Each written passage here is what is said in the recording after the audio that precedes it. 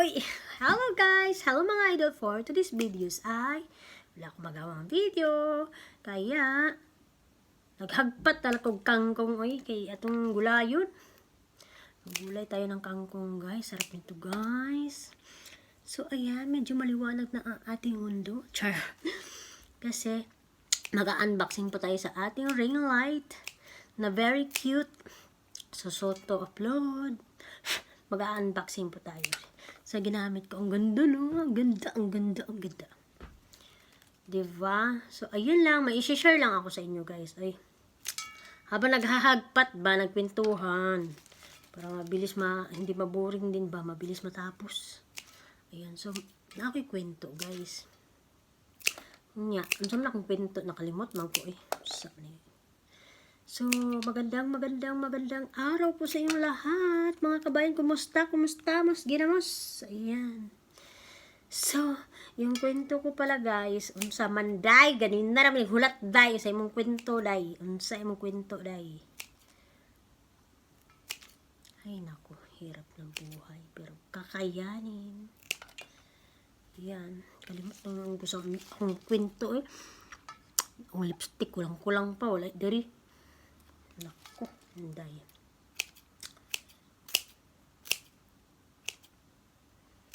So, ang ako ay intro ba? Intro na ko. Oy. Sa salitang oy guys, ay Bisaya yan. So, pag makarinig kayong may oy, yung salita, ibig sabihin Bisaya yan. Pero di ko alam sa ibang salita kung may oy ba. Gaya nito ba, ginagamit yung oy namin pag nagsasalita kaming unsa man ka, uy? Ano ba yan? Parang ganun ba? Dugtong mo sa ano ba yan, uy? Mga ganong salita. Kaya, pag marinig, sa akin lang pag makarinig ako na nagsasalitang Pilipino na may uy, agoy, Bisaya na gina siya. Bisaya na gina siya. Pag may uy.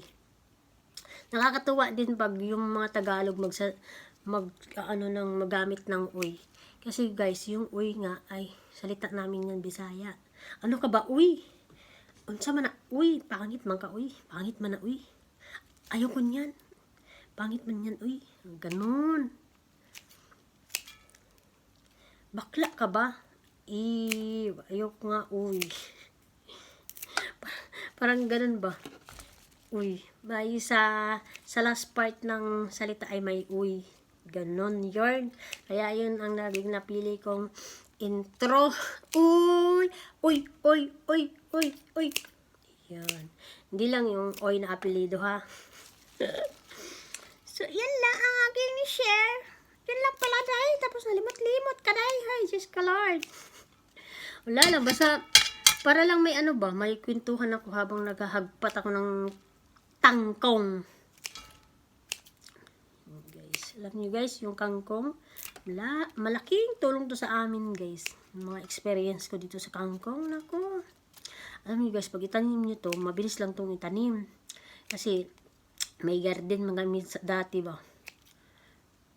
Sa probinsya pa kami. Ang mama kasi at papa ko napakakugihan. Alam niyo kugihan guys, napakasipag. Tanim ng tanim, ganun. Tapos pag pwede na anihin, na-harvest namin, binibenta namin sa palengke kasi may pwesto kami sa palengke. Alam nyo guys, lumaki kaya ako sa palengke. Kaya palengkera si Inday. Madiskarte si Inday. Kahit ano, pwedeng pagdiskartihan. Ayan.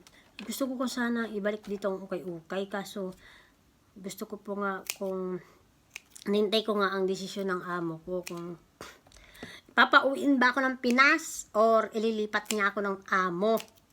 Yun lang inaintay ko. Kasi kung alam kong i-release niya ako, balik na sana ako ng ukay-ukay.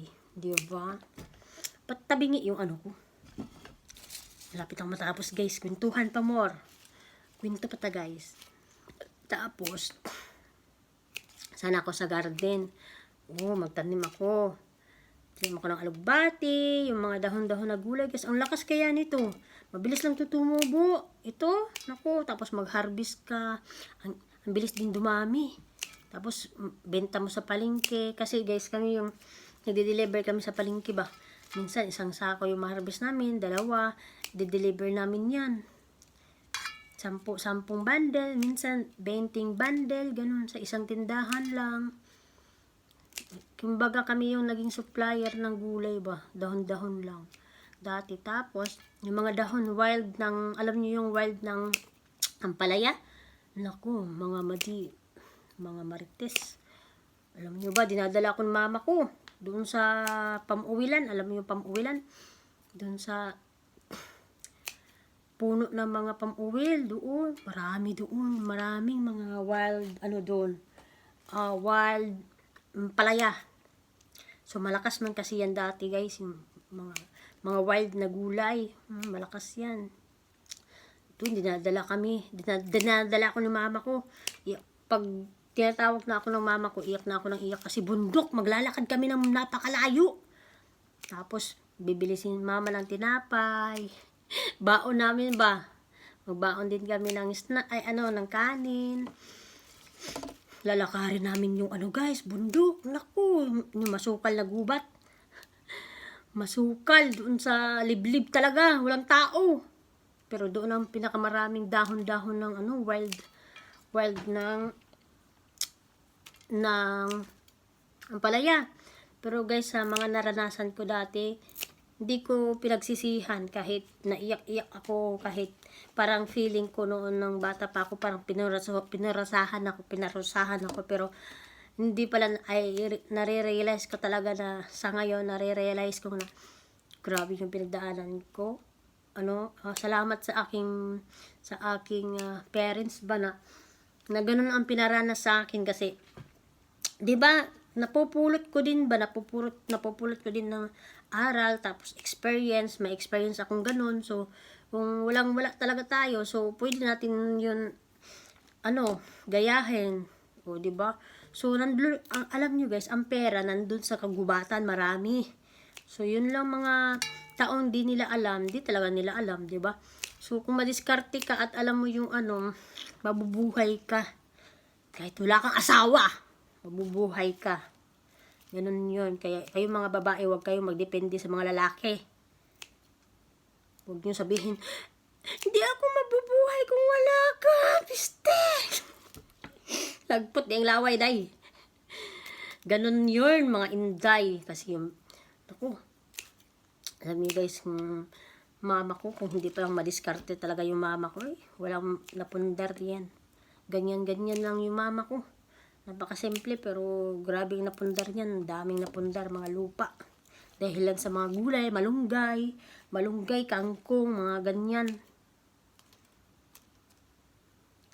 Pero sayang nga lang, yung parents ko kasi hindi sila marunong magdala ng, or di ko alam, or wala silang idea kung paano ng patakbo ng negosyo ba. Ipon lang sila ng ipon, pundar ng pundar, hindi sila yung mga pagkagaya ng isip natin ba na mga high-tech. Sila makaluma yung nila. Hello, guys, patapos na ako, guys. Salamat sa atong chika-chika, guys, ha. Thank you so much, guys. Kaya kayo mga mamshi, mga inday, nako, kung wala talaga kayo, punta kayo ng bundok. Maghanap kayo ng mga wild, mga gulay doon, mga udlot ng gabi, nga pwedeng ibenta, tapos ipapalako nyo sa palengke, or kung mahihiya kayo, palako nyo sa mga bata, o tapos bigyan nyo lang sila. Yun ang mga yun ang inaano namin dati. Ganyan talaga yung namin, kabuhayan namin dati, guys. Kasi pag may garden man kami, malaki yung garden namin, guys, tapos minsan pag maraming order, so mauubos yung aming yung tanim. So, punta kami ng bundok, naghahanap kami doon, mga gulay na pwedeng ibenta. So, ganun yun. Marami pa ng mga orchids doon, guys. Mga bundok yun talagang, kayo lang ang tao doon. Nakakatakot. Nakakatakot kasi puros kami babae, tapos nakikita namin sa mga mga lalaki. Ang mas nakakatakot doon, guys, yung ka ng mga armado armadong tao, doon kami natatakot. Baka kami ay pagtripan. Alam nyo guys, may mga wild din doon, mga papaya. Uy, meron pala ganun guys. Mga wild na papaya. Mabubuhay ka talaga kasi minsan makikita namin ang papaya doon. May hinog, may hilaw, pati hilaw.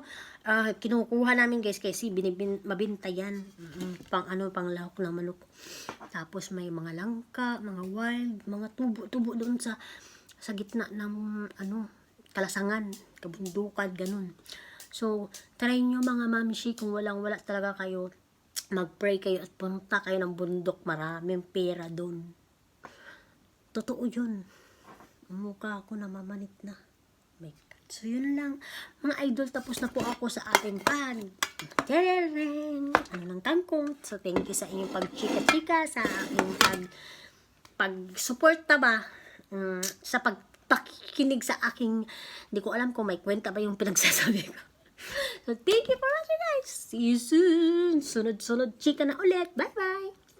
Flex ko yung yung ring light na nagpaganda sa akin, di ba? Kahit nag-lipstick lang tayo. So, yun lang. Thank you for watching.